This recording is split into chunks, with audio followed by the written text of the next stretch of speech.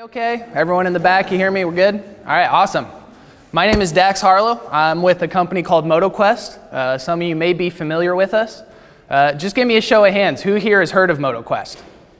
Okay, anybody done a tour with us? How about rented from us? Okay, so you're all kind of vaguely familiar with us. That's awesome. All right, so we got a little bit of an agenda here today. I'll do a quick welcome.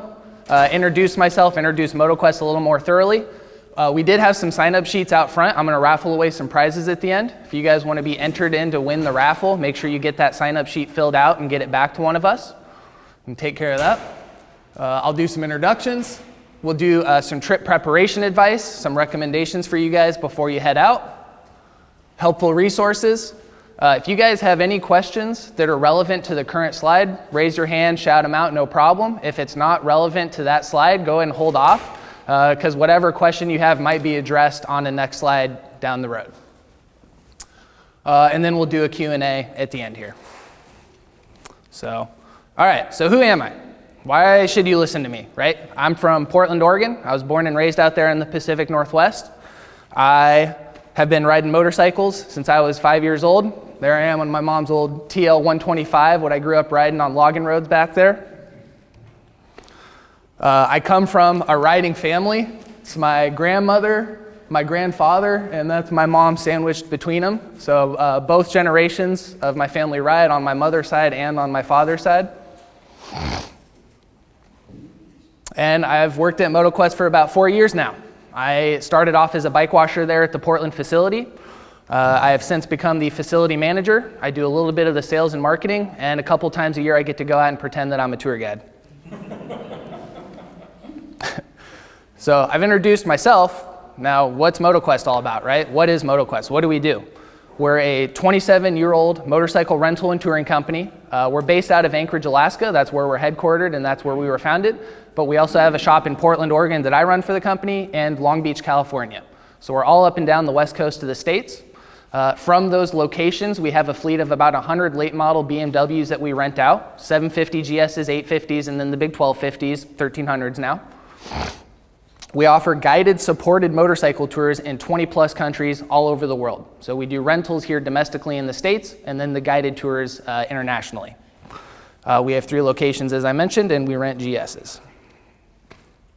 These are all the countries that we currently offer tours in. So we have a pretty impressive range of tours that we offer. We're obviously heavy in North America where we're headquartered, but we also do quite a bit in South America and Japan as well. Those are kind of our bread and butter right now. But we also offer tours in New Zealand, a little bit in Europe, all that kind of good stuff. So that's what MotoQuest is. Now, who is MotoQuest? This guy right here is the boss. This is Brendan Anders. He's in the back room there. He is our CEO, general manager, and the boss man. That is our illustrious founder, Phil Freeman, who started the company 27 years ago in Anchorage, Alaska. He's also our premier tour guide that does a lot of our tours for us. And that's Kevin Haggerty, one of the owners of MotoQuest, and he's also here at the trade show. So if you guys are walking around the exhibitor building, make sure you swing by our booth and say hey. We also have Neil LaVille here, who is our tour director. He handles up a vast majority of the logistics for all of our tours, and he's also here with us this weekend. And a personal friend of mine.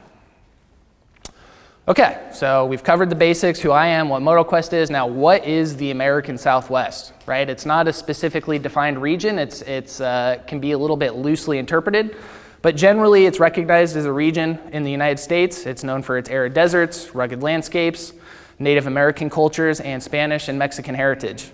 There's no universally agreed upon boundary, as you can see, but generally it's considered, Arizona, New Mexico, a little bit of Texas, a little bit of Nevada, Utah, and even actually a little bit of Southern California as well. Just for a little bit of context, just so you guys can understand the landmass that we're talking about here, it can be, depending on how you define it, between 500,000 and 300,000 square miles. For context, that's larger than France and Germany combined. Okay, we're talking about a massive region here. It's roughly 1/7 the entire continental U.S. landmass. So a lot of the American Southwest is defined by the Great Basin. So the Great Basin is a watershed that essentially all the water that goes into it does not leave, right? There's no outward flows of water from this area. It's extremely arid, and as such, there's very little amounts of population there, right? It's very sparsely populated in the American Southwest. And that's not all of it. You also have the Colorado Plateau to the east of that and some other geographical features, but you can see that Great Basin eats up almost all of Nevada. And that gives you really cool land features like the Bonneville Salt Flats you all are probably familiar with, and many other things. So why would you want to ride to the Southwest, right? What's the point? Well, it's because of this. It's absolutely beautiful there. A lot of you probably recognize this. This is the natural arches there. You have all sorts of different landscapes. So you have mountains, valleys, deserts, all that kind of stuff. Beautiful pictures. That should look familiar to some of you. That's Monument Valley. Forrest Gump. You got it, exactly.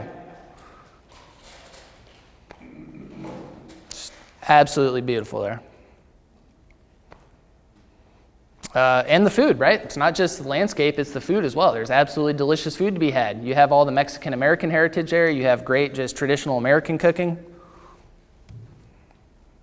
Some tacos. And of course, Route 66, right? It's Americana. It's timeless. It's classic. People come from all over the world to ride Route 66.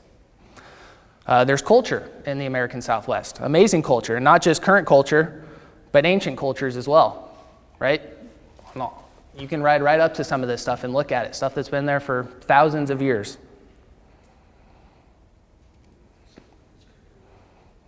Some more petroglyphs, pictographs.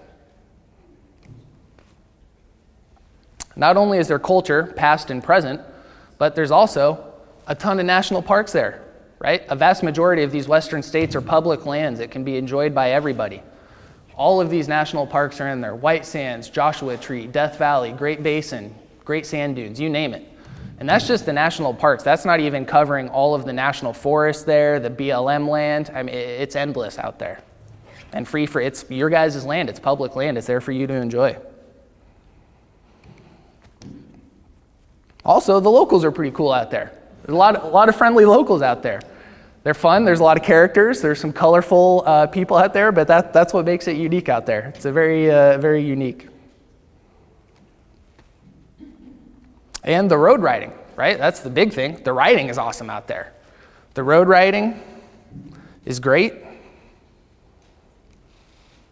And if you want to go off-road, the dirt riding is also fantastic. And again, there's almost endless amounts of dirt riding to be had out there. You can just kind of pick a direction in a road and just go. And you could go for days without seeing anybody if you wanted to. It's hard to convey how remote and desolate it can feel in some of these places. Some more dirt riding. I believe that's Valley of the Gods. And you can get into a little bit of trouble out there, but it's all fun. So trip prep, before you go, here's the stuff that you guys need to know before you peel off for the Southwest. So if you're gonna rent a motorcycle from us or any other company, you wanna do it 12 months in advance. The time to go in the American Southwest is the shoulder seasons. You wanna go in the spring and in the fall, right? In the winter, the overnight temperatures, it gets too cold. You can get into dangerous conditions, and in the summer, it's just too hot. So spring and fall are the time to go. You want to reserve your rental motorcycle with us or anybody else at least 12 months in advance to make sure you get the bike type you want and the dates. You want to make your hotel and resort reservations up to 6 months in advance if you have high standards. Again, if you get outside the population centers, it's pretty remote. Finding good accommodations can be challenging, so you want to make sure you book that well in advance. If you need a service appointment for whatever reason, again, you want to book that at least 3 weeks in advance. If you want to get new tires on your bike, whatever it may be. Inform your bank and credit card companies of your upcoming travel, right? The last thing you want, you go to get some gas, your credit cards decline. And then pack the appropriate tools for your motorcycle, of course. You know, you could have the best AAA, the best roadside assistance in the world, and out in some of these places, nobody's going to come get you. So there is an element of being self-reliant while you're out there. Travel documentation. Of course, this is just good practice anywhere, but bring copies of your vehicle registration always. Make sure your insurance card's up to date. Roadside assistance, probably not a bad idea.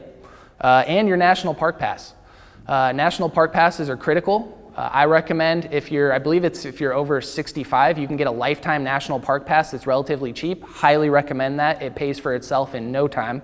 If you're under 65, you can still get an annual pass. I want to say it's $60 or $80. And again, it pays for itself. I think it's like a $20 entrance fee to each individual national park. So if you visit even 3 of those national parks that I listed earlier, the annual pass pays for itself. And supplies, right? You want to bring a toolkit. You can bring spare fuel if you want to. You know, I'm a guy that I get fuel anxiety, right? I get like 100 miles of range left, I start getting a little panicky. You can bring extra fuel. I recommend a siphon hose, right? If a car comes, you run out of fuel, worst case scenario, you're on the side of the road, a car will come along eventually, and everyone's usually pretty friendly, pretty happy to loan you a couple gallons of gas if you need it, right? Everyone likes helping a motorcyclist in need. Water, tons of water. You want to bring probably twice as much as you think you need. If you bring a little water filter and you think you're going to fill it up in a creek, that's not going to happen. Water is very sparse out there, so you, again, need to be self-reliant. Pack as much water as you need, especially if you're going into the backcountry out there. You want to bring physical maps just as a backup, right? Good practice anywhere, but if your GPS fails, your phone battery dies, whatever it may be, you have those physical maps as a fail-safe. And a GPS communicator. I know those Garmin inReaches are really popular these days, those little spot communicators. Those are okay, it's better than nothing, but a sat phone is king. Highly recommend you bring a satellite phone. If something goes wrong and you're stuck on the side of the road, broken down, you're injured, whatever it may be, just pressing a little button on that Garmin inReach and hoping somebody shows up a couple hours later, it doesn't really cut it. So highly recommend a sat phone so that you can call someone, talk to a human being, and you know that help is on the way. Is that something we can get for you? We do not rent sat phones, but we have tons of resources that we work with, and I'm happy to point you in the right direction so that you can get one. Yeah, I think you can even rent them by the day or the week even. And it's not inexpensive, but it's certainly money well spent. There's a 3 o'clock talk that talks about satellite texting, if anybody's interested. Nice. Is that going to be, do you know if that's in here? It's in conference room D. Which one is this? Yeah, this is D. Maybe it's D. Okay. Yeah, and I think the newer iPhones have satellite texting, something like that. And again, that's okay, but I would still recommend a sat phone. I don't think the technology is quite there yet. So the problem with the sat phone is the cost. The satellite texting is incredibly reasonable. And that's it. It is expensive to make a phone call with a sat phone, no doubt. But again, if you're on the side of the road, you're injured, it's money well spent to spend 10, 20 bucks, call someone, talk to a human being. Okay, and some helpful resources. Butler maps, invaluable. We use Butler maps. We helped develop the Butler map for Alaska when he came up there. Highly recommend Butler maps. But you have other options too. We also like these Indian country maps from AAA. They're fantastic, very detailed. They show you all the information that you'd want. I would recommend picking one of these guys up too. We use these on our guided tours. If you guys do an American Southwest tour with MotoQuest, we're going to give you one of these Indian country maps at the start. Other good resources, if you guys like moto camping, I really like Campendium. There's a variety of camping apps that you can use that will show you specific campgrounds. Campendium's free, and it's a great resource. You can kind of pull it up and it'll just show you a map, and I really like it because you can kind of get a sense for where the campgrounds are huddled up at together. But even Google Maps is pretty good for a lot of this stuff. I've navigated exclusively with Google Maps in this region, and you can download it so you have offline access on your phone, and it works pretty well. And visitor centers. These are highly underutilized. These guys, you walk in there, they probably haven't seen someone in like 3 days. They're going to be super happy to talk with you, give you local directions to stuff. Go to a visitor center and just chat with them a little bit, and you'll find some hidden gems out of these visitor centers. You really will. Now, what kind of motorcycle do you want to ride? Right? This is our weapon of choice. We use GSs. We think they work pretty well. But you don't need a gnarly adventure bike with crash bars and a skid plate and all that kind of stuff. You can ride whatever you got. We've had people on our tours Ride Harley Davidsons, that's a popular choice, right? We get a lot of people that come in that want the quintessential American experience, ride Route 66 on a big Harley. That's cool.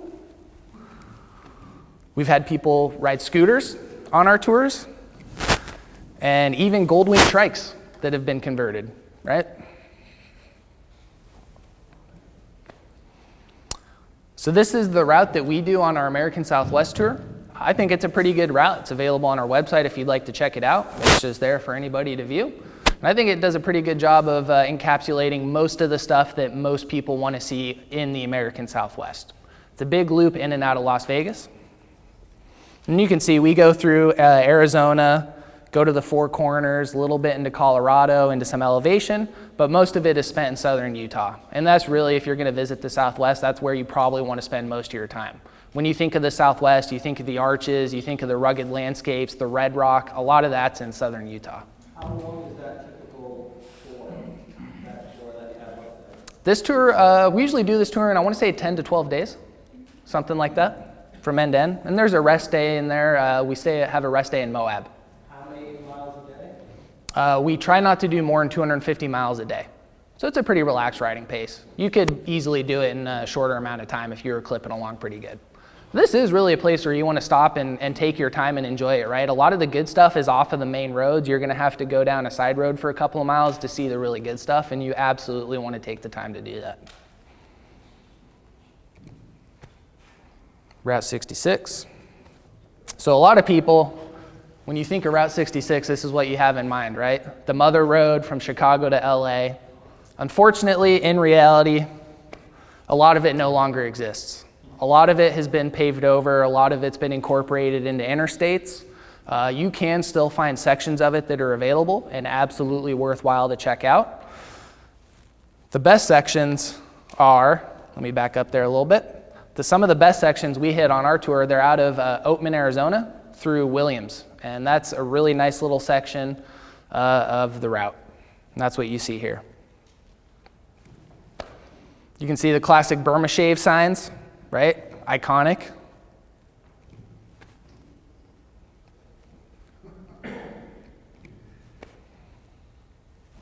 And there's just a ton of classic Americana out there. Old cars, old gas pumps. You know, some of these places look like they haven't been touched by time. It's really cool.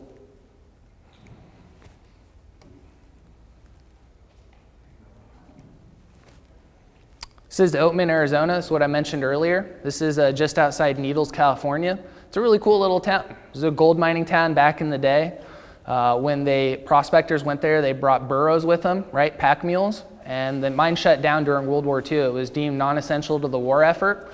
And so they shut it down. And when everyone left the town, they left the burros there with them. So Oatman is now famous for their burros there. They just kind of wander the streets. It's really kind of cool. And this is what some of Oatman looks like.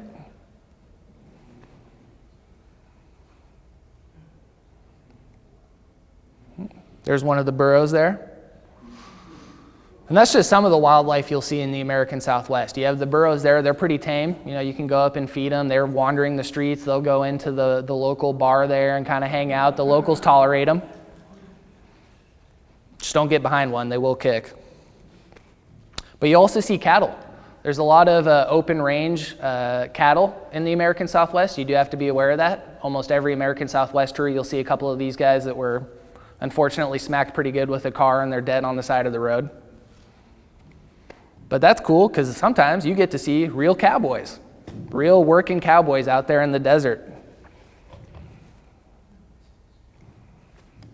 You also see deer, which again, you got to watch for those guys. And the most dangerous animal of all, the RVer.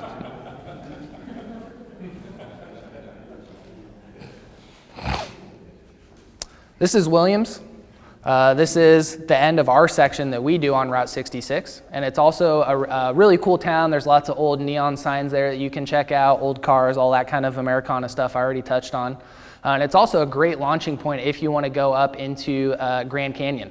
This is a great spot to stay for the Grand Canyon. It's a short drive north from there, and you have Grand Canyon National Park at your disposal. It's the Grand Canyon there. I got the opportunity on the last American Southwest tour I did to do a helicopter tour of the Grand Canyon. It is a little pricey, but absolutely worth it. I've been to the Grand Canyon several times, and I'd never seen it like this before by air. Going to a viewpoint and kind of looking over the rim of the canyon does not do it justice. You need to get up in the air a couple thousand feet to really appreciate the scale and the beauty of it. Do they have sunrise or sunset helicopter rides? Do you have a preference? They do have sunrise and sunset. I've never gotten a chance to do it. We stay in Williams, and so it's usually, I don't know, maybe an hour to get there, right? So by the time we're doing the helicopter, it's like 9, 10 o'clock. It's a little late in the day. But the operation there, they have half a dozen helicopters, and they are turning them out, man. I mean, like every 15 minutes, you can catch a helicopter right out of there. Just on the other side of the Grand Canyon, we hit Moki Dugway, which is a really cool road. Let's see here. It's switchbacks, climbs up about 1,500, 2,000 feet up onto a mesa you can check out there. And it was a road originally built in the 50s for uranium mining. They were hauling a bunch of uranium ore out of there. They don't do so much of that anymore, but it's kind of become a cool point of interest for a lot of people. You can go right up to Moki Dugway, and you get a really nice view looking out over the desert from the top there. And if you're the dirt riding, it's very mellow. I took people on this that have never touched dirt on a motorcycle, and it's so hard packed that it was not an issue at all. All right, there's Utah. Once you're in Utah, you get there, Monument Valley. Absolutely stunning place. This should look familiar. I think someone mentioned Forrest Gump. That's what it is. There's literally a sign there that says Forrest Gump viewpoint to the right, and you can pull over and people go out there and take their picture, you know. It's kind of fun. That's what that guy was doing. I said, man, there's characters out there in the desert. You think it's the heat? Yeah. Cooks our brains a little bit. That's Four Corners Monument. Super cool spot there. It's on tribal lands. It's a great spot. There's lots of vendors there selling, tribal artwork, beadwork, all that kind of good stuff. It's a cool little spot. Worthwhile to check out. And the heat, just like you mentioned, it gets hot there. Even in the shoulder seasons, it can get pretty warm. I don't know about you guys. I get sleepy and tired when I'm that hot. You're riding a motorcycle all day. You want to take a power nap. And there's tons of them to be had.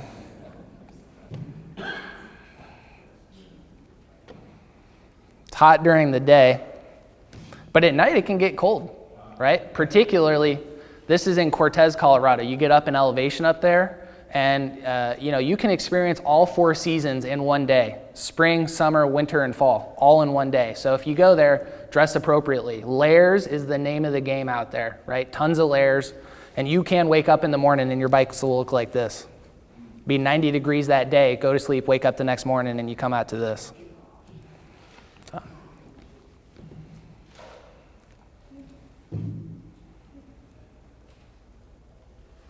Beautiful. And again, it's because of this elevation. I think they're just at under, 10,000 feet right there. So you can get up into some serious elevation when you're out there.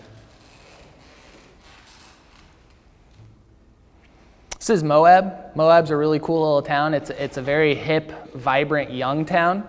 There's a lot of hiking, mountain biking, motorcycle riding, 4x4 out there. It's a really, really cool spot. Got a classic diner there. Highly recommend if you go to Moab, you need to eat at this place.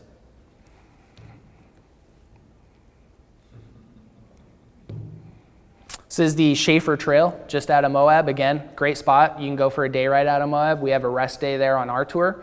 We give you the choice. If you want to go out and ride some dirt with the guide, you're welcome to do that. Or if you want to hang out in town and just kind of relax for the day, hang out in the hot tub, you can also do that.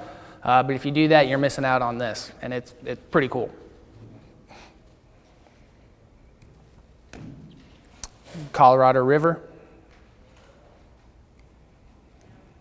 This is outside Bryce Canyon National Park. And you find just weird stuff like this out there in the desert. This is a gas station that was like drilled out of the side of, out in the middle of nowhere. I mean, you are deep in the desert and you come across a place like this, and it's kind of cool. Hollow Mountain, they got a gas station there, and people are real friendly. You can check it out. This is a Mexican hat. It's a famous rock formation. Kind of fun. You can go out and take a little picture with it.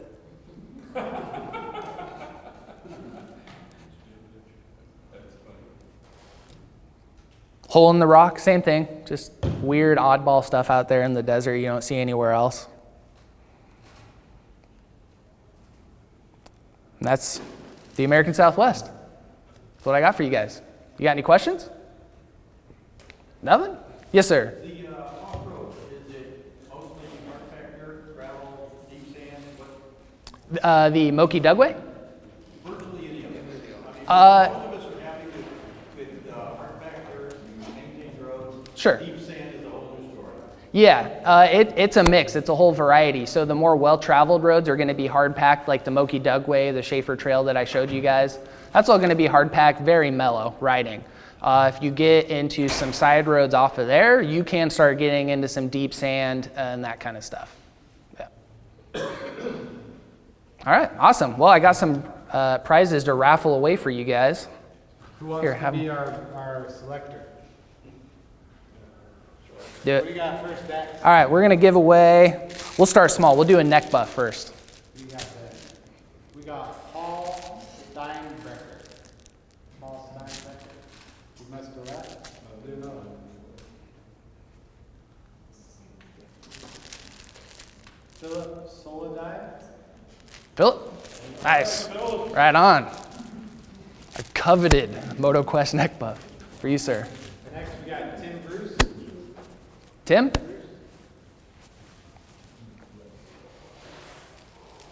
Lee. I think Lee just left because I remember talking about do one of the end ones. Nicole Rourke. Nicole, nice. Nicole, we're going to give you a book that was written by the founder of our company, Phil Freeman. It's Adventurer's Motorcyclist Guide to Alaska. Who else we got? Mike? Nice. There you go. Mike, give you a book there, sir. You got it. Tom Highsmith. Tom? Nice. Nice, man. I'll give you a Butler map of Alaska that we helped develop with him. Who else? We got Rob Logan.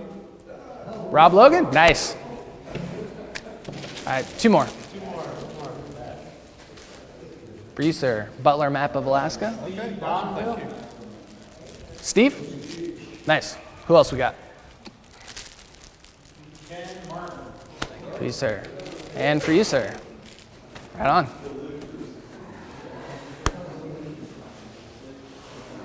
Awesome. Thanks for coming, guys. If you guys have any questions about the Southwest, visit us in our booth.